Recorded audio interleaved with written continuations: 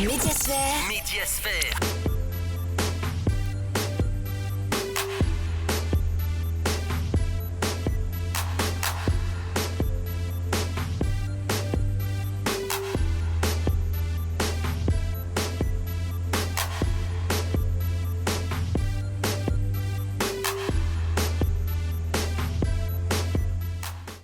Téléspectateurs, téléspectatrices, bonsoir et bienvenue dans votre émission Médiasphère. C'est toujours un plaisir de vous savoir nombreux derrière vos petits écrans.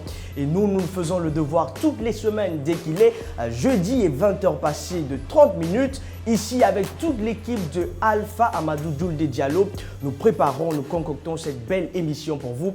Ensemble, installez-vous confortablement parce que nous allons faire le tour de toute la sphère médiatique. Médiasphère pour vous sur Espace TV, c'est parti et c'est maintenant. Médiasphère. Médiasphère. Nous ouvrons donc portes et fenêtres de cette émission avec une info que vous saviez, nous l'avons entamée il y a de cela quelques semaines. On parle bien sûr de Lamine Guirassy. Il est parti en Côte d'Ivoire, bien sûr, prendre son trophée. Et oui, il s'est retourné il y a quelques jours. C'était ici justement à l'aéroport international de Conakry. Il faut le dire, c'était une rentrée triomphale. Toute la presse, tous les éléments du groupe Adafo Média y étaient pour un accueil chaleureux et triomphal. Suivez donc ce reportage de Antoinette Dédé Onivogui qui était pour nous. Médiasphère. Médiasphère. O kana gba moko la menye mendi wo woledi menti mendi ito di feu. On est là, on t'attend. Bienvenue à Conakry. Félicitations l'ambassadeur. Ambiance bon enfant ici à l'aéroport international de Conakry-Bessia.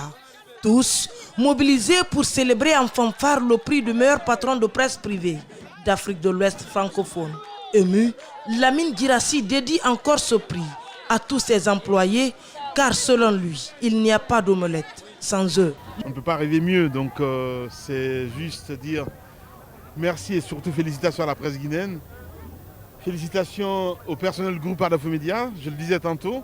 Ce prix est dédié à ce groupe parce que s'il y a un meilleur patron, c'est parce que évidemment qu'il y a des meilleurs travailleurs, c'est comme ça que je le dis. Les employés n'étaient pas seuls. Auditeurs, artistes et fans ont aussi voulu immortaliser cet instant avec celui qu'ils qualifient de journaliste méthodique, discret, déterminé, mais surtout obstiné et pétri de talent.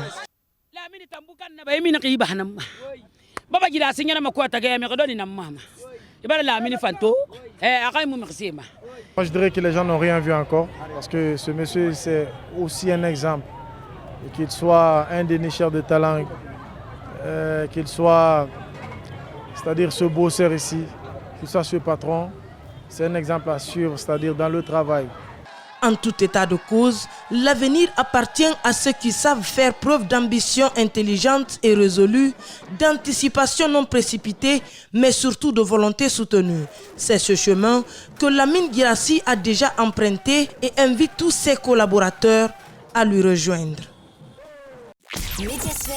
Médiasphère. Des pas de danse, le directeur des ressources humaines, les rédacteurs en chef, bref, tout le groupe Adafo Média était en fait, pas que pour le groupe, c'est tout le pays en entier qui est content de ce trophée du meilleur patron de presse privée de l'Afrique de l'Ouest francophone. En tout cas, bravo à notre champion Lamine Guirassy, mais surtout, comme il le dit, à tous les travailleurs du groupe Adafo Média et aussi bravo à la Guinée qui, justement, est en train d'émerger.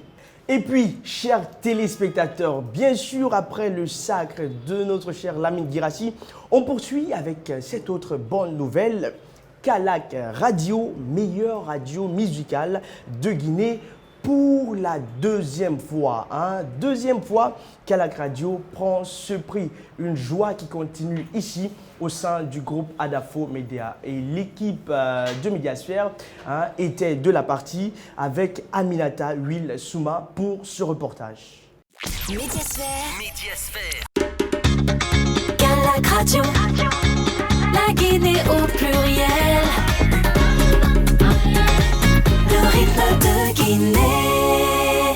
Kallack Radio garde jalousement sa place sur le tapis rouge aux victoires de la musique guinéenne. Ce deuxième sacre, meilleure radio musicale de Guinée 2020, n'est pas une surprise pour son personnel. Elite Com décerne le plus au méritant, estime Ismaël Nabé, qui livre un petit secret de sa boîte. C'est un grand plaisir, un plaisir énorme quand on sait que Kalak Radio, c'est une déclinaison d'Adafo Média, une déclinaison qui voudrait que désormais nous accordions une place prépondérante à la musique guinéenne et aux artistes guinéens. Alors si vous remarquez, nous sommes l'une des rares rédactions où vous entendez la musique dans le journal. C'est l'une des nouveautés que Kalak a apportées. On parle des grandes voix de la musique guinéenne, on parle beaucoup d'art dans des émissions, dans des éditions d'information et dans beaucoup d'autres choses. Ça veut dire que ce n'est pas fortuit si cette déclinaison a été faite. Plusieurs artistes guinéens étaient en compétition à cette deuxième édition des Victoires de la musique guinéenne. Le ministre de la Culture, du Sport et du Patrimoine historique a pris part à cette cérémonie. La direction de Kalak Radio mesure la portée de cette confiance. Les Guinéens ont soif d'écouter leur vraie propre musique. Les Guinéens ont soif d'écouter leur propre culture. Et si nous avons une radio aujourd'hui qui opère cette thématique pour le bien-être de la population guinéenne, moi je pense que c'est un mérite et c'est une confirmation puisque c'est la deuxième fois que nous avons ce trophée. Mais ce trophée, d'abord il est dédié à la direction générale du groupe Adafo Média, au personnel de Kalak Radio, donc un personnel qui est sur le terrain 24 heures sur 24. Quand je parle de personnel de la radio, je parle de la rédaction, je parle des journalistes présentateurs, je parle des animateurs, ainsi que la direction générale qui coach, on va dire, donc c'est tout ce personnel-là. Donc pour moi c'est mérité, c'est juste un mérite, et c'est juste une récompense. Mais pour nous, au niveau de la direction générale, c'est une confirmation. Au même moment, Kalak TV vend la musique guinéenne de son côté. Cette Benjamin du groupe Adafo Média n'a pas fini de livrer ses talents. Le rythme de Guinée. Médiasphère. Toute cette joie, bien sûr, chers téléspectateurs, c'est ici au groupe Adafo Média, mais c'est aussi une fierté pour la Guinée, une fierté pour le monde médiatique. Bravo à Lamine Girassi pour ce prix, mais aussi bravo à Kalak Radio et à tout son personnel. Toujours au compte de votre émission Médiasphère, on poursuit cette fois avec une interview. Vous savez, l'affaire Nabaya Gate. Nous avons donné la parole à l'un des investigateurs dans cette affaire. C'est le directeur de publication du site d'information Inquisiteur, qui dit encore posséder beaucoup d'informations dans ce dossier. Il a été interrogé par notre cher Mamoudou Boulere Diallo et Yacouba Traoré. Suivez. Médiasphère. Il n'y a pas de peur, nous sommes sereins, ça fait partie du métier. À partir du moment où on a choisi d'être des journalistes d'investigation, à partir du moment où nous avons choisi d'être un média d'investigation, je pense que nous devons nous assumer, je pense que nous devons rester sereins et aller jusqu'au bout. C'est vrai, c'est une tentative d'intimidation, mais il est dit quelque part que le chemin qui est déjà connu est plus facile à parcourir qu'un chemin inexploré. Donc nous savons ce que nous faisons. Ça n'a rien de personnel, c'est un travail professionnel. Nous n'avons rien contre la personne de Zénab Dramé, que je ne connais même pas moi personnellement, que nous ne connaissons pas, nous, notre rédaction. En tout cas, pour notre part, en ma qualité de directeur de publication, je n'ai jamais eu affaire avec cette dame, je ne l'ai jamais connue, je ne l'ai jamais vue, même à la télé. Vous comprenez? Si ce n'est sur les réseaux sociaux, cette dame, je ne l'ai jamais vue à vue d'œil, je ne l'ai jamais vue même à la télé. Vous comprenez un peu? Ça voudrait dire que pour ceux qui sont en train de spéculer, faire des spéculations, que c'est tout un acharnement, c'est tout un montage de la presse, c'est une cabale contre elle, c'est pour dire à ces gens-là que nous sommes un média qui est loin de tout ce qu'ils sont en train de spéculer aujourd'hui. Un manque d'arguments solides, un manque vraiment d'éléments contradictoires face aux révélations faites à son encontre, je pense qu'elle est qu'elle peut s'offrir tous les moyens pour, comme elle prétend le dire, pour laver son honneur ou soigner son image. Pour notre part, il n'y a pas de peur. Nous faisons confiance en la justice guinéenne. Nous pensons que la justice va pouvoir vraiment distinguer le vrai du faux et dire que le droit. Médiasphère. C'est une affaire quand même qui n'est pas prête de finir maintenant parce que des révélations ne font que sortir de partout et il faut dire que ça fait couler en tout cas assez d'encre. Et puis nous avons continué avec lui, toujours avec notre cher Babila, pour recueillir sa réaction par rapport à la récente sortie du ministre du Budget. Suivez ce qu'il a dit. Médiasphère. La sortie du ministre du Budget, pour moi, c'est une honte. C'est une honte parce qu'il n'y a aucun élément dans ses propos qui soit vraiment convaincant, qui soit rassurant, qui soit un élément qui puisse être justifié sur la base d'éléments concrets. Je m'explique. Le ministre du Budget, dans sa communication, dit, pour justifier justement les 43 milliards qui ont été décaissés pour servir à l'organisation des examens de sortie au niveau des écoles professionnelles, dit que pour des raisons de Covid, pour des raisons sanitaires, qu'ils ont éclaté les salles d'examen, ce qui a forcément augmenté le nombre de salles de classe qui n'avaient pas été prévues et par extension, le nombre de surveillants, ce qui n'est pas du tout vrai. Ça ne ressemble, il a tenté de coudre tout par du fil blanc, mais sauf que il oublie que ces examens, pendant que ces examens se déroulaient, les médias étaient présents pour la couverture. On a eu des images et il y a même des inspecteurs régionaux de l'enseignement technique qui nous confirment que ces propos du ministre sont ressemblent à tout sauf à la vérité. Que c'est totalement faux parce que lui, il dit qu'il n'y avait que 15 personnes par salle, mais les inspecteurs nous confirment avoir installé 30 à 35 candidats par salle. Ils étaient dans l'option même d'installer les candidats un par table. Mais par manque de moyens, par faute de moyens, les budgets que ces inspecteurs ont demandés pour l'organisation de ces examens de sortie n'ont pas été acquis. C'est-à-dire les montants qu'ils ont sollicités auprès du ministère n'ont pas été obtenus. Ce qui fait qu'ils étaient dans l'obligation d'installer 2 candidats par table et d'aller jusqu'à 30-35 candidats par salle de classe et de réduire le nombre de surveillants parce qu'ils ne pouvaient pas, ils n'avaient pas la capacité financière de prendre en charge toutes ces dépenses-là. Voilà un peu. Donc, c'est contraire, les propos du ministre sont contraires à la réalité des choses. Et dans les jours à venir, les articles, nous avons un article que nous sommes en train de rédiger avec, bien sûr, ces éléments d'information. Cette fois-ci, pas d'une source anonyme, mais d'une source officielle qui est prête vraiment, qui s'est prêtée à nos questions en nous donnant son identité, ses fonctions et tout. Donc, ça nous rassure et ça nous renforce dans notre position, comme quoi nous sommes sur la voie de la vérité et que ces commis de l'État doivent pouvoir s'expliquer sur la destination de ces montants qui ont été décaissés pour, en tout cas, plusieurs actions ou plusieurs activités au niveau du ministère de l'Enseignement technique. Médiasphère.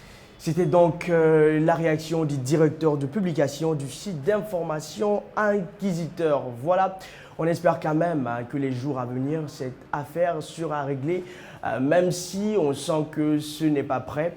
Mais nous espérons bien parce que nous avons là nos confrères journalistes qui sont de la partie des procès qui sont reportés. Il faut dire que le procès même a été reporté pour le 11 janvier prochain. Nous reviendrons sur les infos au fur et à mesure de l'évolution de la situation. Nous poursuivons donc, chers téléspectateurs, toujours dans votre émission Médiasphère, cette fois-ci avec la rubrique que vous aimez tant, Vue. Et aujourd'hui, nous vous proposons Vue de l'année. On parle de quoi? Et puis, nous allons parler du directeur général de l'OMS, Tedros Adhanom Ghebreyesus. Oui, on parle un peu de son parcours. Et puis, cette épidémie de choléra depuis bien longtemps, une petite historique. Et puis, la grippe aussi. Et puis, on termine par quoi? La progression du coronavirus. Le tout pour vous dans cette rubrique Vue.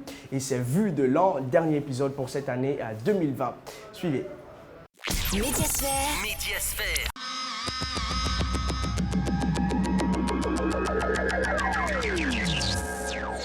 Éric Lepé, catastrophe sanitaire qui prépare l'arrivée des zombies dans les films. Une pandémie. Des habitants du Sichuan condamnent cette porte d'appartement, à l'intérieur un rapatrié de Wuhan.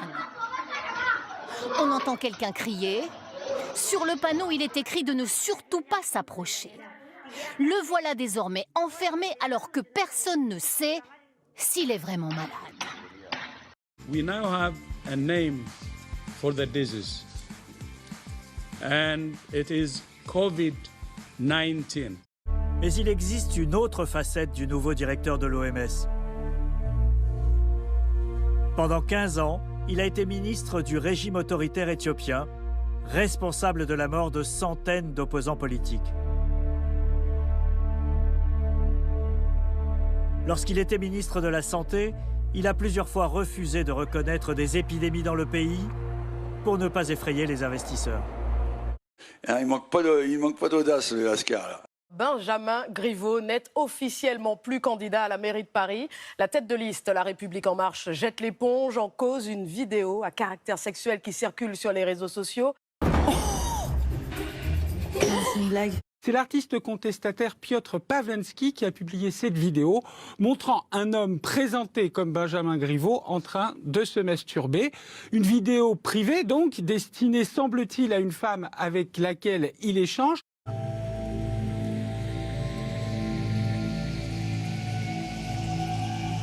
Un site internet et des réseaux sociaux ont relayé des attaques ignobles mettant en cause ma vie privée. Vous savez, quand il a fallu sauver Notre-Dame, il y avait beaucoup de monde pour être ému. Là, il faut sauver l'hôpital public qui est en train de flamber à la même vitesse que Notre-Dame a failli flamber. Ça s'est joué à rien. Et là, en ce moment, ça se joue à rien. Je compte sur vous. Ah oui, vous pouvez compter sur moi. L'inverse reste à prouver. Non. Après la peste au XVIIIe siècle, l'Europe a été touchée par le choléra au XIXe. Puis au siècle suivant, c'est la grippe espagnole qui marque le continent et pousse les Parisiens à se masquer. La maladie est transmise dans les tranchées de la Première Guerre mondiale par les soldats américains. À la fin du conflit en 1918, l'épidémie se propage dans toute l'Europe. Le virus est 10 000 fois plus virulent que la grippe classique. Il tue 50 millions de personnes dans le monde, 2 fois plus que la guerre. Les principales victimes sont des hommes de 25 à 40 ans. On se retrouve dans un instant pour la quotidienne, en direct. On est en train de se mettre du gel hydroalcoolique. Hier soir en France, l'hospitalisation dans un état sérieux d'un député, Jean-Luc Redzer. Il est hospitalisé à Mulhouse. Reportage d'Isabelle Marie et Léonore Payon. Carla Bruni-Sarkozy embrasse Siné Toledano de LVMH. C'est dingue. Parce qu'on est de la vieille génération, on n'a peur de rien, on est pas féministe, on ne craint pas le coronavirus. Carla Bruni-Sarkozy en mode rebelle. Alors je vais faire un truc, regarde.